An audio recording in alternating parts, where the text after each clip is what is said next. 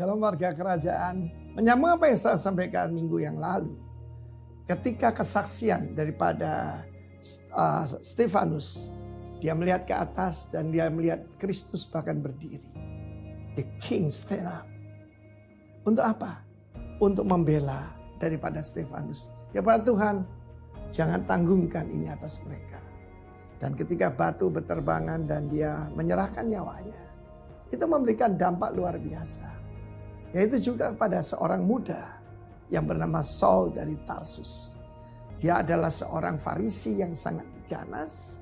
Dan saudara tahu bagaimana keadaan di dunia saat ini juga di Indonesia. Ada orang-orang ganas seperti itu. Yang hobinya penggal kepala, ya menganiaya, mengganggu orang yang beribadah pada Tuhan yang benar. Saudara dengar ya, apa yang terjadi? Saya mau tunjukkan ada seorang pemimpin bernama Ananias. Ketika Saul dari Tarsus pergi ke Damsyik, saudara, ternyata masih ada orang percaya di Damsyik. Saudara mengerti pada saat itu, bahkan sampai hari ini, kalau ada orang Yahudi, ya, warga negara Israel tinggal di Damsyik, saudaraku, betapa menderitanya. Mungkin saudara mengalami seperti itu, menjadi minoritas, berada di tempat yang tidak bersahabat kepada Anda. Itu tidak mengurangi kekuatan kita untuk berbuah dan berlipat ganda and advancing the kingdom. Kita tahu bagaimana Saul mendapatkan penglihatan. Ya, akulah Yesus yang kau aniaya itu. Sebab barang siapa menganiaya tubuhnya, menganiaya Tuhan. Jangan pernah lupa itu. Saudara dan saya adalah bagian dari tubuh Kristus. Jangan anggap enteng diri kita dan panggilan kita. Lalu kemudian Tuhan menampakkan diri pada seorang murid, a certain disciple. Jadi artinya apa? Salah satu dari kita. Dan dia berkata, Ananias, ini jawabannya, right response. Here I am. Hineni, aku hambamu, aku siap menerima perintah. Pergilah ke jalan lurus di kota Damsyik. Di sana bertemu dengan Saul dari Tarsus. Dan dia adalah alat pilihan bagiku. Alat pilihan. Saudara yang kasih Tuhan, dia berkata, Tuhan, aku sudah dengar orang ini ganasnya luar biasa, sadis. Tuhan mungkin tersenyum, tapi orang ini bisa aku pilih. Kalau Tuhan memilih, saudara, bukan berdasarkan kepantasan kita, tetapi menurut, yaitu kedaulatan Tuhan. Dan dia menurut, dia datang ke tempat itu, kebenaran, kasih menghilangkan ketakutan. Di sana kan ada gengnya. Dia datang ke sana dan dia menumpangkan tangan. Dia berkata, Saulus saudaraku. Dia tidak berkata my enemy. Dia berkata my brother. Tuhan Yesus yang kau temui dalam perjalanan ke Damsyik menyuruh aku supaya menumpangkan tangan atasmu, supaya kau bisa melihat kembali dan kau dipenuhi dengan Roh Kudus. Firman Allah mengatakan, pada saat itu juga seperti selaput di matanya lepas dan dia minta dibaptis pasti oleh Ananias. Kemudian segera dia pergi ke rumah sembahyang dan dia tidak kampanye anti Yesus. Dia memberitakan Yesus is the Son of God. Hari ini di negara kita Tuhan Yesus masih ditolak sebagai Son of God. Akan tiba saatnya Tuhan juga membangkitkan new emerging leaders seperti Saulus dan Ananias. Dan Ananias can be you and me. God bless you warga kerajaan. Amin. Tema kita di seluruh rock. Saya ngomong soal Natal aja langsung ya. Karena habis ini kan saya enggak kemala. Lagi pula kesempatan bisa ketemu ini ya. Yang bagus saat ini. Kita buka bersama di dalam Injil Lukas. Ini tema Natal di seluruh rock ministry. Di dalam dan di luar negeri. Yaitu The Son. Sang Putra. Oke, tolong kita lihat firman Tuhan dalam Lukas 1 ayat 31 dan 32. Lukas 1 ya, semuanya boleh membuka firman Tuhan. Injil Lukas pasal pertama dari ayat yang ke 31 dan ayat yang ke 32. Haleluya. Ya. Oh, gak digolekno Alkitab ya, Mbak. Jos ya. Oh, jadi baca sendiri-sendiri ya. Ya sudah. Saya pikir ditampilkan di layar. Ya udah. Ayo kita baca ya 2 ayat bareng-bareng ya. Walaupun mic-nya dimatikan tapi baca sama-sama. Haleluya. Itu Pak Andi di Batu ya. Iku Pak Andi ya itu ya di Batu. Hei ya. Waduh rek, suwe gak ketemu Pak Andi, kangen. Ya oke, ayo kita baca. 1, 2, 3. Sesungguhnya engkau akan mengandung dan akan melahirkan seorang anak laki-laki. Dan hendaklah engkau menamai dia Yesus. 32. Ia akan menjadi besar dan akan disebut anak Allah yang maha tinggi. Dan Tuhan Allah akan mengaruniakan kepadanya apa? Tahta Daud bapa leluhurnya. Nah, kita harus lihat kalau Injil Lukas itu menyoroti Tuhan Yesus as a man, ya, sebagai manusia. Seperti itu ya. Jadi kita harus lihat sisi Lukas ini menggambarkan seperti itu. Makanya disebut sebagai Sang Putra. Yesus disebut Jesus Christ, Yesus Kristus. Yesus adalah the Son of Man, anak manusia. Christ, Kristus disebut the Son of God, anak Allah. Jadi artinya Yesus Kristus adalah Yesus anak manusia, dalam arti kata dilahirkan lewat rahim seorang wanita, itu adalah dari daging 100%, manusia 100%, tapi disebut Kristus anak Allah, itu benih oleh Roh Kudus, itu berbicara tentang 100% Tuhan. Ya, Yesus Kristus. Nah, penyebutan sebagai Kristus, kalau Yesus itu memang nama yang diberikan, tapi Christ, Kristus itu artinya adalah raja yang diurapi. Gitu ya. Jadi jelas Yesus datang sebagai raja yang diurapi. Kenapa disebut sebagai raja Sang Putra ini?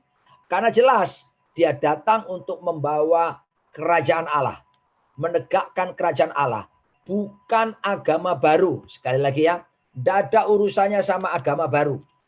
Saya harus mereview kembali pengajaran kingdom ini kepada kita semuanya. Karena kita ini perwakilan kerajaan Kristus. Di muka bumi ini kita mesti paham betul tentang konsep, filosofi, teologi daripada kerajaan Allah. Yesus datang sebagai raja bukan untuk membuat agama baru, tapi membawa kerajaan Allah supaya nyata di muka bumi ini. Beda sekali antara agama dengan kerajaan. Kalau agama adalah termasuk agama Kristen, usaha manusia untuk mencari Tuhan. Manusia berusaha cari Tuhan, ya ketemu. Kalau Tuhan sembunyi gimana dong? Tapi kerajaan Allah mengajarkan berbeda. Kerajaan Allah mengajarkan Tuhan datang mencari manusia. Yesus Kristus datang mencari saudara dan saya. Kalau dia yang cari, pasti menemukannya. Kecuali kita menolaknya dengan menggunakan kehendak bebas. Apa beda yang kedua antara agama dengan kerajaan? Agama semuanya termasuk agama Kristen mengajarkan manusia dibekali, manusia diperlengkapi. Supaya apa? Siap-siap kalau mati nanti siap masuk ke sorga. Ya, manusia dibekali, dilengkapi, diajari supaya kalau mati siap-siap masuk sorga. Saudara-saudara kita Kedar Nebayot berkata masuk syurga. Bukan sorga, syurga. Kenapa? Bidadari menanti di atas, men, gitu ya.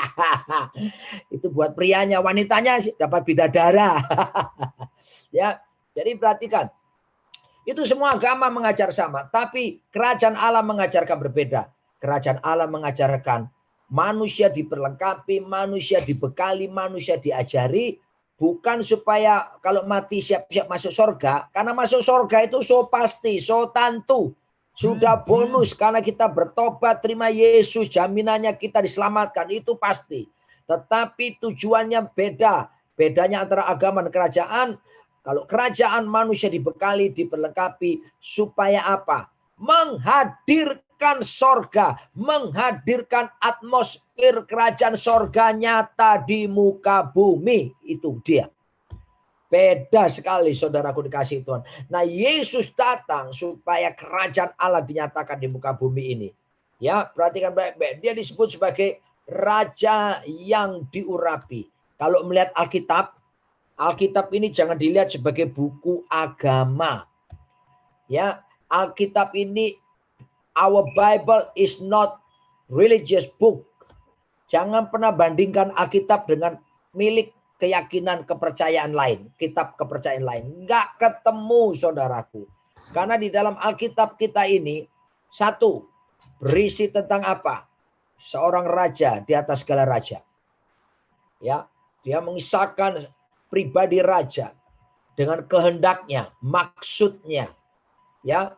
Lalu kemudian yang kedua, Alkitab kita berisi apa yang disebut dengan royal family.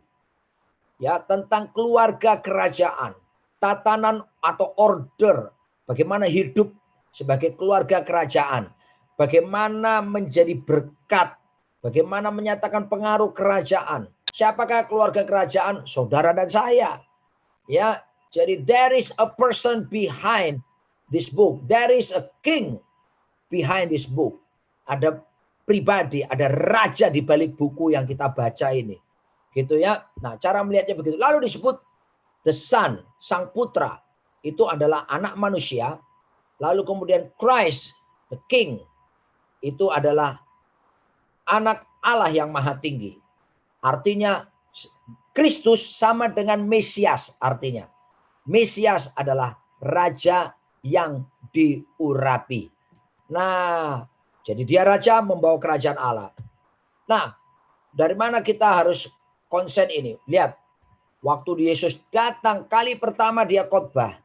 Dia bukan khotbah tentang yang lain-lain. Dia Matius 4 ayat 17 dikatakan firman Tuhan. Matius 4 ayat 17 bahwa sejak saat itu Yesus memberitakan, bertobatlah sebab kerajaan sorga sudah dekat. Repent for the kingdom of heaven is at hand. Wow. Anda harus perhatikan, orang Yahudi pada waktu itu bukan orang ateis loh. Itu mereka semua orang beragama. Agamanya ya Yahudi. Tapi aneh, Yesus ngomong sama mereka bertobat. Kenapa bertobat? Karena kata bertobat itu metanoia, bahasa Yunaninya. Change the way of our thinking because something new is coming. Ya, artinya metanoia, bertobat itu perubahan pola pikir karena sesuatu hal baru telah datang. Hal baru telah datang itu apa sehingga harus kita merubah pola pikir kita? Ya kerajaan Allah itu, gitu loh maksudnya. Makanya Yesus bertobat, berkata bertobatlah sebab kerajaan surga sudah dekat. Ya, has arrived, ya. Sudah tiba, gitu. Dia datang memang dengan agenda utama. Perhatikan loh saudara ya. Ini agenda utama. Ada ungkapan berkata dalam bahasa Inggris, the main thing is to keep the main thing the main thing. Hal yang utama adalah tetap membiarkan yang utama tetap utama. Yang utama ini jangan digeser jadi biasa. Banyak pengajaran sekarang ini yang utama digeser diganti yang biasa-biasa. Kita sebagai warga kerajaan harus tetap mengutamakan yang utama. Yang Yesus bawa ke dalam dunia ini. Apa yang Yesus bawa? Yesus bawa kerajaan Allah. Coba semua kita yang sudah lulus sekolah Alkitab, kita yang pernah belajar kursus Alkitab atau apapun. Saudara yang pernah belajar. Saudaraku, pengajaran apa yang paling banyak Yesus ajarkan? Terbanyak kerajaan Allah. Ya, atau kerajaan surga. Kalau bicara kerajaan Allah itu, kalau kerajaan surga itu bicara a place-nya, tempatnya, pusat pemerintahnya, ya. Tapi kalau kerajaan Allah itu bicara pengaruhnya yang sampai dibawa ke planet bumi ini. Nah, dia mengajar itu. Saya buktikan lagi berikutnya. Setelah dia khotbah pertama, itu khotbah pertama Yesus setelah puasa 40 hari ya, tadi itu Matius 4:17. Dan setelah dia mengalahkan segala pencobaan iblis. Lalu kemudian dia ngajar yang terkenal itu apa? khotbah di bukit. Wah, yang salah satu bagian terkenal khotbah di bukit itu apa? Ucapan bahagia, betul nggak? Berbahagialah, berbahagialah, berbahagialah. Yang menarik dalam Injil Matius 5 ayat yang ketiga, yang pertama Yesus sebutkan dalam ucapan bahagia itu, dia mengajar begini, berbahagialah orang yang miskin di hadapan Allah, karena mereka lah yang empunya apa? Kerajaan sorga. Perhatikan baik-baik. Ya, berbahagia orang miskin di hadapan Allah. Kata miskin itu kata Yunaninya pakai kata tokos. Tokos itu artinya poor in spirit. Miskin di dalam rohnya. Mengandung makna apa? Orang yang lapar haus sama Tuhan. Orang yang punya kerinduan yang dalam sama Tuhan. Orang yang punya kebergantungan hebat kepada Tuhan. Nah, Tuhan bilang berbahagialah orang-orang seperti itu. Kata bahagia di situ, kata Yunani pakai makarios. Makarios itu arti sederhananya begini. Kebahagiaannya Tuhan ditaruh dalam diri kita. Haleluya. Tuhan itu maha bahagia. Tuhan itu hebat bahagianya. Karena kita percaya sama dia, lapar haus sama dia, rindu sama dia, lalu mengandalkan dia, maka ditaruhnya kebahagiaannya. Ododoe, orang Manado bilang, ododoe. Namanya kita, makanya kita bisa nyanyi, ku berbahagia. Ayo Jo, yakin teguh, Yesus abadi kepunyaanku, aku warisnya, ku ditebus ciptaan baru, Roh Kudus. Bahagia. Kalau orang yang bergantung, berharap, rindu, sungguh-sungguh sama Tuhan bilang gini, merekalah empunya kerajaan sorga. Kita ini bukan orang miskin, saudaraku. Dalam arti kata nggak punya, orang yang nggak punya harta atau apa. Oke, Anda mungkin nggak punya harta di dunia. Tapi kalau kamu punya cinta, lapar, haus akan Tuhan, warisanmu itu loh dahsyat, men. Kita punya warisan kerajaan sorga. Kita semua disebut pemilik kerajaan sorga. Oke. Nah, saya lanjutkan lagi. Konsistensi Tuhan Yesus datang. Bukan sekedar untuk menyelamatkan manusia. Terlalu banyak pengajaran ditekankan tentang penebusan. Itu memang baik. Tapi bukan agenda utama. Terlalu banyak pengajaran ditekankan tentang lahir baru. Itu baik. Tapi Yesus ngomong lahir baru cuma sekali. Dan itu pun ngomong kepada Nikodemus yang datang sembunyi-sembunyi. Ya kan? Itu penting. Tapi ada yang maha penting. Apa itu? Kerajaan Allah. Itu yang harus diutamakan, saudaraku ya. Ini the main thing is to keep the main thing. The main thing. Ini harus Lalu Yesus berkata lagi. Dia ngajarkan tentang apa? Prioritas. Saya suka ulang-ulang ini, jangan bosen ya. Wow, kalau orang Jakarta ditanya, apa kabar bisnismu? Apa kabar keluargamu? Mengalir saja, Pak. Kalau orang tanya, kami ini mengalir, Pak. Tak takoni, mengalir kemana? Jangan sembarang bilang mengalir. Kalau yang satu ini boleh mengalir. Jojo pasti tahu lagu ini. Air mengalir sampai jauh, akhirnya ke laut. Apa itu, Rek? Bengawan solo dindak dingdung dindak dingdung dindak dingdung dindak dingdung. Silakan Bengawan Solo airnya mengalir sampai ke laut. Tapi hidupmu dan hidupku tidak boleh sembarang mengalir. Amin. Amin. Tuhan dari kita hidup itu harus punya tujuan. Kita hidup harus punya prioritas. Kalau tujuan bicara apa? Keserupaan dengan Yesus. Itu tujuan utama sudah. Bukan supaya jadi soge, bukan jadi terkenal. No. Silakan kamu kaya, silakan kamu terkenal, tapi itu bukan tujuan hidup. Tujuan hidupmu yang paling utama menjadi serupa seperti Tuhan Yesus Kristus. Nah, itu sudah. Nah, prioritas hidupmu apa? Prioritas itu harus punya. Kita kalau tidak punya prioritas, kita sulit sampai kepada tujuan. Maunya dikerjakan semuanya, maunya melakukan sesuatu semuanya. Tidak. Yesus berkata, prioritas hidup kita bukan sekedar prioritas. Dia bilang must be our top priority. Itu harus menjadi puncak prioritas kita. Harus didahulukan, diutamakan lebih dari segala sesuatu. Sebab kalau ini tidak diprioritaskan, artinya sama dengan penyembahan berhala. Sudah tahu apa yang dimaksud dengan penyembahan berhala? Penyembahan berhala itu bukan berarti kita datang pergi ke patung lalu nyembah-nyembah. Itu model kuno, saudaraku. Penyembahan berhala modern sekarang apabila kita menempatkan yang lain lebih utama daripada Kristus Yesus, maka itulah penyembahan berhala. Bisa jadi itu mungkin bisa kekasih kita sendiri, anak kita sendiri, hobi kita, pelayanan kita, pekerjaan kita, apapun yang kita tempatkan lebih daripada Yesus dalam diri kita, apapun yang kita prioritaskan lebih daripada Yesus Kristus, itu penyembahan berhala. Ya, dan apa yang terjadi? Yesus berkata, nih, supaya kamu punya prioritas puncak dalam hidupmu. Apa itu? Cari dahulu kerajaan Allah serta kebenarannya. Oh, maka semuanya akan ditambahkan kepadamu. Oh, haleluya.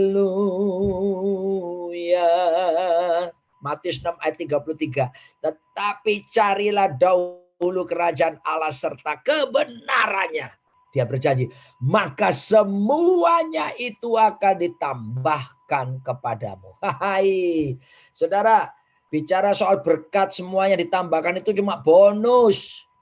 Itu akibat, ada sebabnya.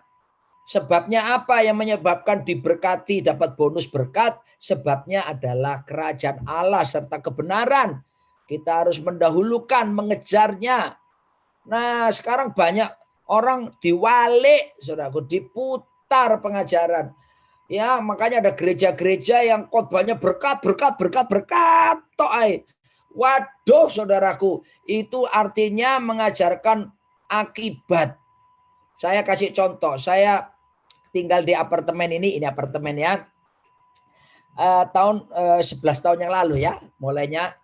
Waktu itu kan promosinya di daerah sini, di Kelapa Gading sini, dibilang gini, beli 1 unit apartemen dapat hadiah 2 AC dan 1 televisi. Ya, beli 1 unit apartemen ya, maka ini apartemen milik orang ya. Saya cuma dikasih pinjam, suruh nempati sampai Yesus Kristus datang ya. Enak toh punya karunia menikmati ya toh. Nah, saudara tahu, waktu itu kan baru nih apartemen, promosinya begitu. 1 unit apartemen dapat hadiah 2 AC 1 televisi. Itu kan bonus 2 AC sama 1 televisi. Itu wajar ya gitu ya tadi ya. Beli 1 unit apartemen dapat 2 AC televisi. Yang enggak wajar apa? Yang enggak wajar. Banyak orang beli 1 AC mau minta hadiah 1 unit apartemen. Loh ya apa sih rere ya gak iso. Ya kan mana bisa. Ya kan? Nah banyak orang Kristen gitu. Pergi gereja, pelayanan, katanya cari Tuhan. Padahal yang di dalam dirinya itu berkat so dipikirno. Lo gak iso sore wong kote tuku AC kok kepingin untuk 1 unit apartemen, ngawur ya. Saudara. Ya, saya harus beritahu pada saudara. Pertama itu kerajaan Allah serta kebenaran. Nah, pertanyaan saya, apa sih kerajaan Allah itu? Nah, saya sudah pernah beritahu saudara ya. Tapi saya harus reminding lagi. Ya, saya ingatkan lagi supaya ini jadi doktrin kita yang kuat gitu ya. Sehingga kita kuat di dalam pengajaran kerajaan Allah. Kerajaan Allah itu apa sih? Saya akan berikan definisi. Saya ambil ini belajar dari Bapak Pendeta Edileo yang memberikan definisi yang simpel. Banyak definisi kerajaan Allah ya, secara teori. Tapi saya pakai definisi ini karena praktis dan gampang diingat. Ya, oke. Semua tangan kanan diangkat semua. Halo, ayo, ayo.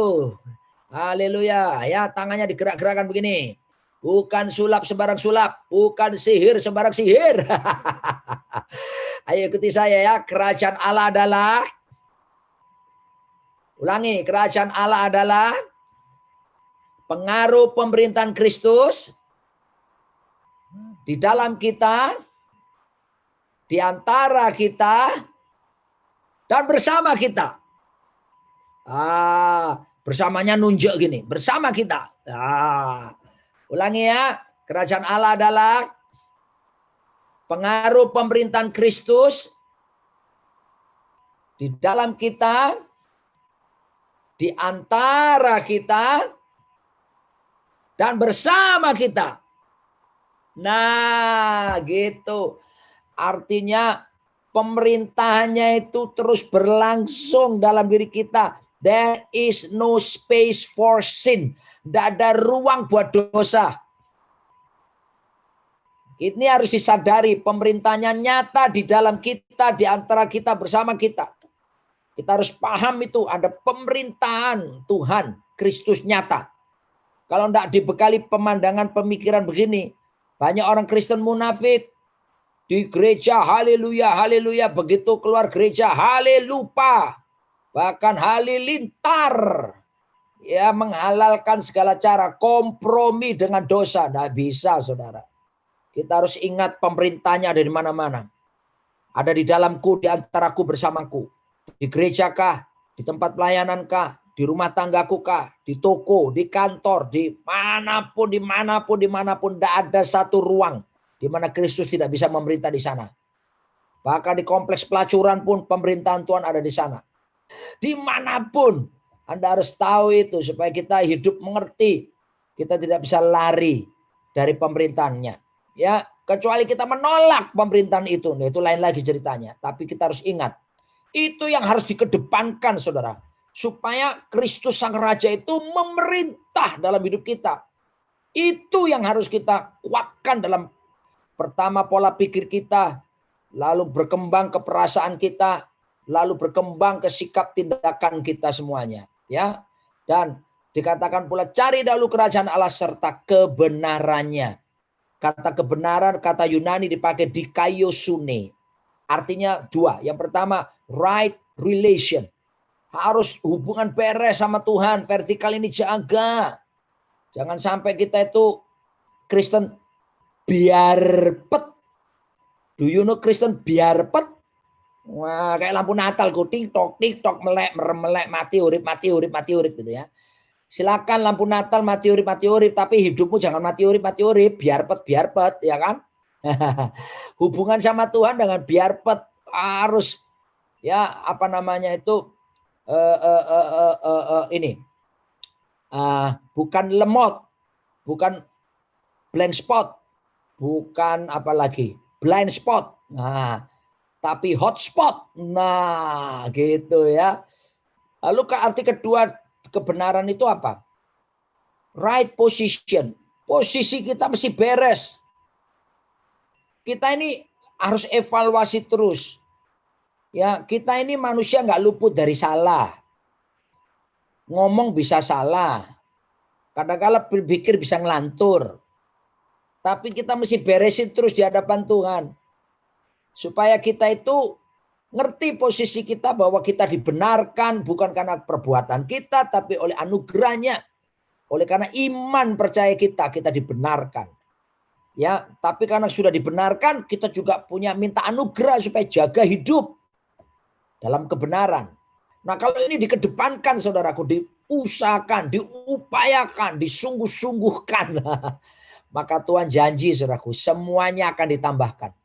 Jangan khawatir apa yang kamu makan, jangan khawatir apa yang kamu minum, jangan khawatir apa yang kamu pakai, jangan khawatir apa yang kamu minum, semuanya. Semua dicari bangsa-bangsa tidak mengenal aku, tapi cari dahulu kerajaan Allah.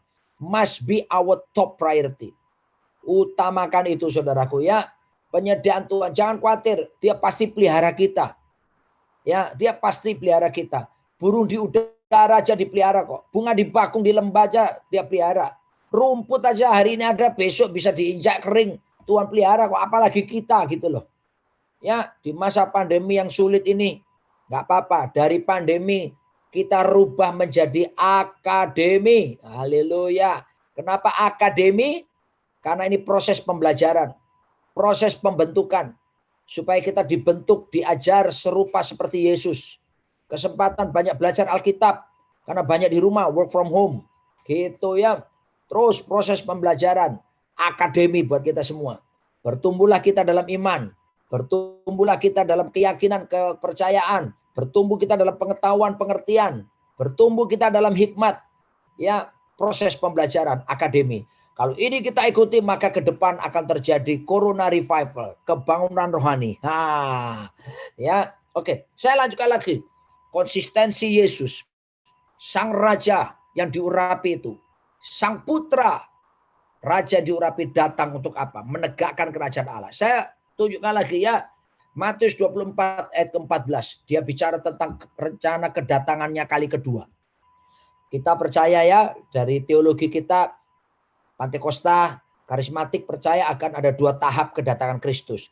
Tahap pertama dia datang di atas awan-awan, lalu gerejanya orang percaya hidup dan yang mati diangkat, ketemu di awan-awan. Terus tahapan yang kedua, nanti bersama dengan orang percaya yang sudah diangkat turun ke bumi sama-sama, memulai pemerintahan kerajaan 1000 tahun damai. Nah, Tuhan menunjukkan ini loh tanda-tanda kedatanganku. Matius 24 ayat 1 dan ayat 13 itu macam-macam kan. Ada gempa bumi, ada penyesatan, ada kelaparan, ada peperangan, kasih kebanyakan orang dingin. Ada tanda-tanda itu bahwa itu, tapi Tuhan bilang itu tanda-tanda awal. Tanda utamanya apa ya kedatangan Yesus? Nah, tanda utamanya ayat ke-14 Matius 24. Dia berkata begini, dan Injil kerajaan ini. Nah, bukan Injil kemakmuran, bukan Injil sosial, atau Injil-Injil yang lain. Injil kerajaan ini akan diberitakan di seluruh dunia menjadi kesaksian bagi semua bangsa. Sesudah itu barulah tiba kesudahannya. Saudara perhatikan itu. Injil kerajaan, the gospel of the kingdom. Ya, makanya kita tekankan di GBI Rock ini pengajaran tentang kerajaan, kingdom teologi harus kuat. Kita tuh sudah saatnya melangkah dari bicara soal keselamatan, penumpangan tangan apa, itu asas awal-awal. Kita seharusnya lebih maju lagi. Seperti kitab Ibrani mengatakannya ya, apa itu kerajaan Allah? Bagaimana kita jadi duta besar kerajaan Allah? Bagaimana menyatakan pengaruh kerajaan Allah? Bagaimana punya sikap mental kerajaan Allah? Ini harus kuat jemaat Rock Malang. Ya, inilah yang Yesus mau bawa. Ya, jadi tanda utama kedatangan. Dengar saya. Di Jakarta ini, kalau seminar akhir zaman itu laris penuh-penuh. Walaupun ada yang bayar gitu rame. Kenapa? Wah, bicara chip, wah ditanam di jidat, ditanam di sini. Wah, orang banyak yang ikut. Oh, ISIS itu antikris, banyak ikut. Tapi saudaraku, saya tidak menyalahkan. Silakan bikin seminar-seminar, ikut seminar akhir zaman. Tapi itu cuma tanda-tanda awal yang diajarin. Tanda utamanya Injil kerajaan ini loh harus sampai ke seluruh dunia. Percayalah saya, kalau selama Injil belum sampai ke seluruh dunia, Yesus tidak akan datang. Sudahlah. Dia tidak akan melanggar perkataannya. Ya, Yesus harus datang karena Injil sudah sampai. Nah, bersyukur ada pandemi corona.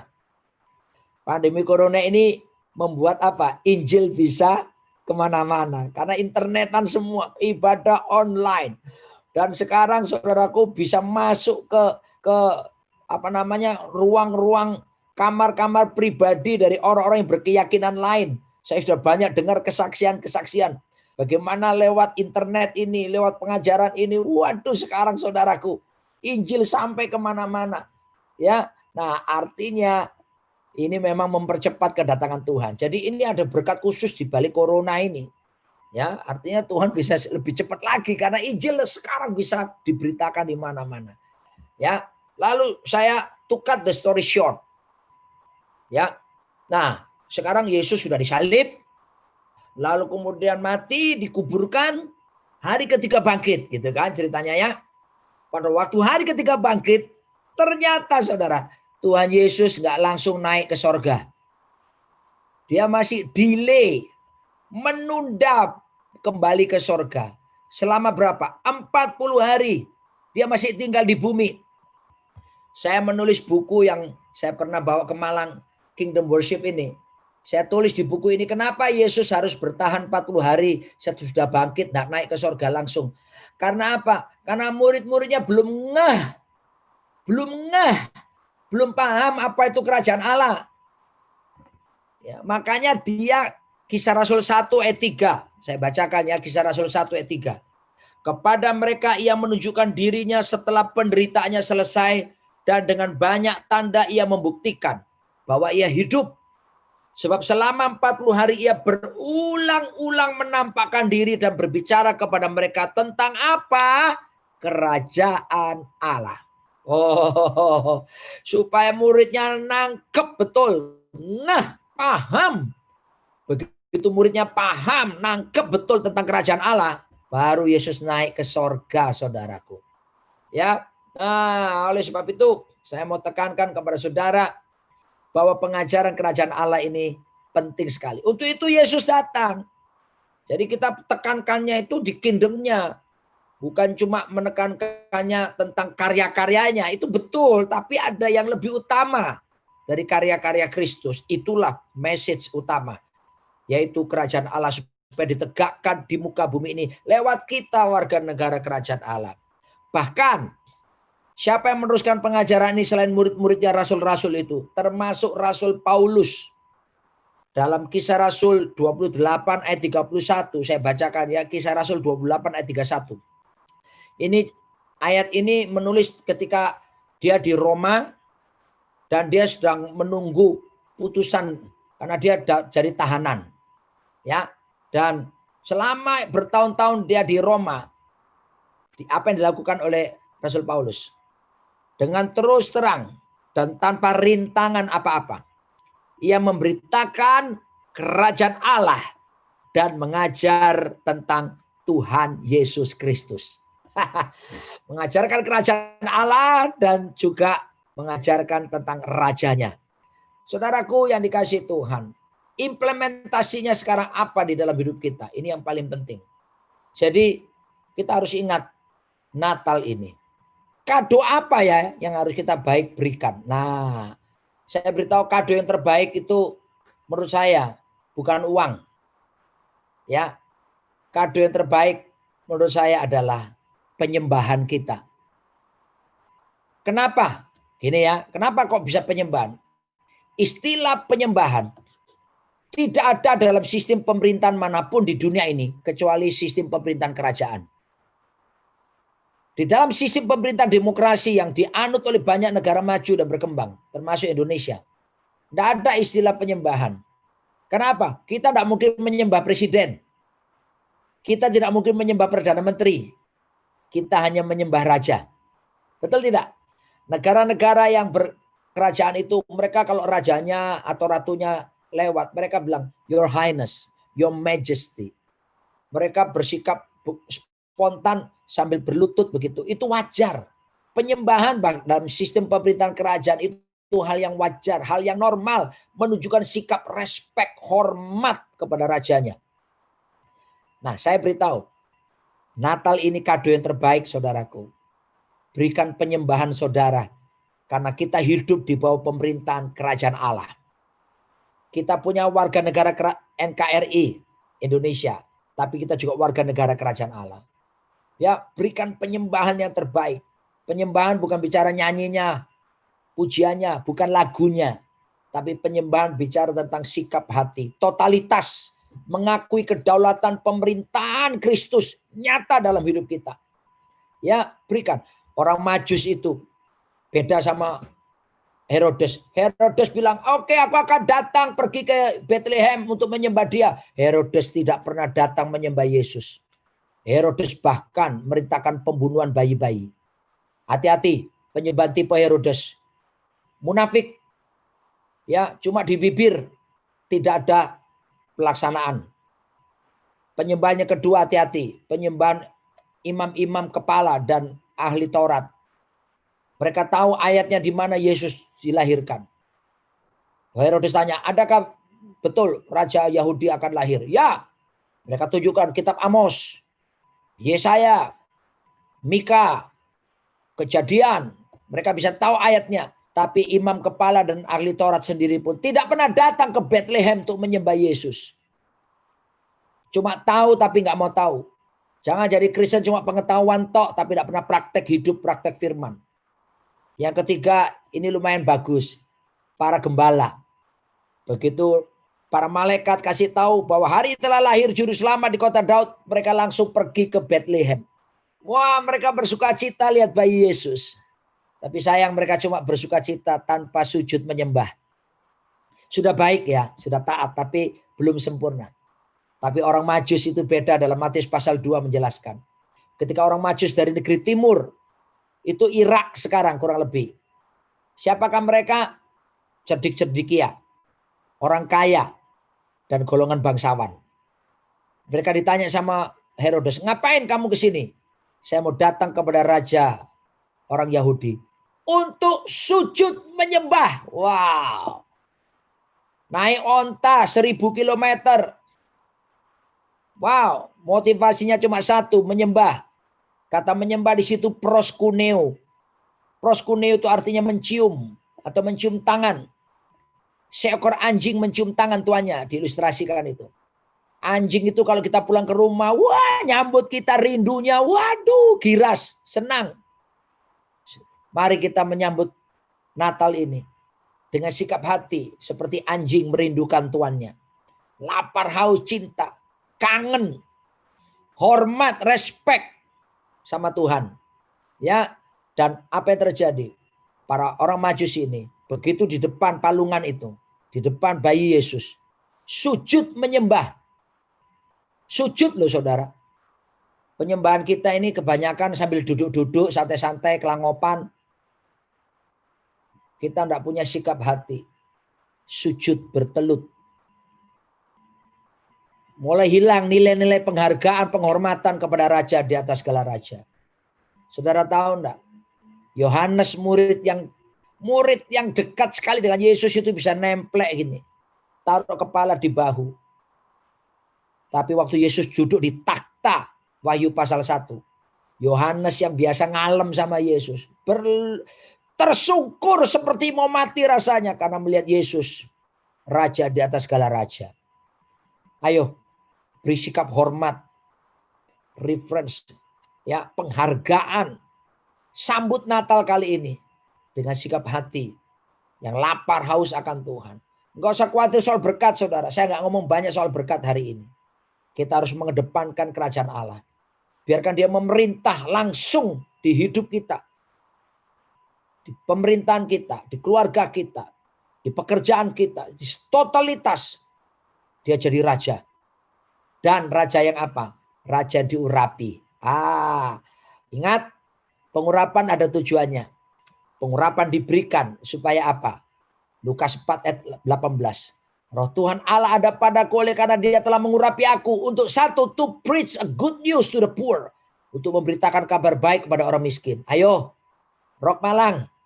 Saatnya terus masuk 2021. Kasih kabar baik banyak orang miskin di sekitar kita. Baik miskin rohani, miskin jasmani. Preach the good news. Apa itu good news? The kingdom gospel. Injil kerajaan. Lalu Lukas 4. Apa? Membebaskannya terbelenggu. Doakan orang yang keterikatan. Layani. Beri pelayanan konseling. Supaya kesembuhan bukan cuma fisik terjadi. Kesembuhan mentalnya terjadi. Ya, pergi ke penjara-penjara. Preach the gospel. Layani orang-orang di penjara. Banyak tolong mereka yang tidak punya harapan. Dan memberitahukan tahun rahmat Tuhan telah datang. Oh saudaraku. Saya titip buat saudara Saya punya teman di Malang namanya Pak Wiji. Suami istri melayani di penjara-penjara. Dukung pelayanan mereka, saudara. Ini pelayanan utama. Ya, kita harus real. Kita bicara kerajaan Allah, implementasinya. Hidup kita menjadi berkat bagi banyak orang. Bagi berkat, tabur, tabur, tabur. Haleluya. Saudara tidak akan pernah miskin karena saudara rajin menabur. Jadi berkat, diberkati untuk menjadi berkat. Dipulihkan untuk memulihkan orang lain. Dan biarlah kado penyembahan kita, penghargaan, penghormatan sikap hati kita kepada Raja yang diurapi itu terus berlangsung seumur hidup kita. Dan satu kali kita akan memerintah bersama dengan Dia sampai selama-lamanya. Amin. Haleluya. Diberkati saudara semuanya. Kerajaanmu datanglah, kehendakmu jadilah di bumi seperti di sorga. Kerajaanmu datanglah, kehendakmu jadilah di bumi seperti di sorga. Kemuliakanlah Raja segala raja, penguasa di udara diruntuhkan. Biarlah nama Tuhan ditegakkan sekarang. Kemuliaan kuasanya atas kita. Kerajaanmu datanglah, kehendakmu jadilah di bumi seperti di sorga. Di Malang seperti di sorga. Ayo kita berdoa. Tuhan, aku lepaskan berkat buat jemaatmu di kota Malang. Oh Tuhan, aku berdoa karena Engkau Raja kami. Memerintah penuh, silahkan Tuhan. Berdaulat dalam hidup kami. Dan berkati semua perwakilan kerajaan-Mu di kota Malang ini. Mereka adalah duta-duta besar kerajaan-Mu. Mereka perwakilan kerajaan-Mu yang memberitakan Injil kerajaan Allah. Sertai mereka dengan tanda-tanda keajaiban-Mu. Sertai mereka Tuhan dengan penyertaan-Mu yang luar biasa. Urapi mereka. Beri kerukunan satu sama lain. Sehati, sepikir, sejiwa, seroh. Sevisi Tuhan. Setiap keluarga aku doakan supaya sorga nyata ya Tuhan. Pulihkan setiap hubungan. Berkati mereka yang bekerja. Pelihara mereka sekalipun pandemi ini Tuhan. Engkau akan melakukan perbedaan bagi orang bersungguh-sungguh hati dengan yang tidak. Limpahi pemeliharaan. Berkati umat-Mu Tuhan. Dalam nama Yesus. Sehingga tidak ada satupun yang berkekurangan. Sembuhkan yang sakit Tuhan. Bilur-Mu berkuasa Tuhan, aku berdoa supaya mereka sehat, segar, tubuh mereka kuat. Sehingga tubuh ini, bait-Mu ini terus menyala-nyala untuk melayani-Mu Tuhan. Untuk bersaksi, menyatakan tanggung jawab bagi kearam dan terang. Jadikan kami oleh anugerah-Mu pelaksana-pelaksana kehendak-Mu yang kuat di akhir zaman ini. Aku lepaskan berkat ini ya Tuhan. Masuk tahun baru, kami percaya kami akan terus meningkat di dalam Tuhan. Semakin diberkati oleh Tuhan. Semakin berani beritakan Injil. Semakin hidup benar di hadapan-Mu oleh anugerah-Mu Tuhan. Segala berkat yang terbaik ini melimpah. Dikaruniakan oleh Allah Bapa dalam cintanya Yesus Kristus. Dan persekutuannya intim, penuh kuasa, penuh urapan dalam Roh Kudus. Menyertai setiap kami. Mulai daripada pagi hari ini sampai Maranatha, bahkan sampai selama-lamanya. Dalam berkat Bapa, Putra, dan Roh Kudus. Dalam nama Yesus Kristus. Saya lepaskan berkat itu turun atas setiap kita semua. Dan saudara berkata amin 3 kali. 1, 2, 3. Amin. Amin. Amin. Haleluya.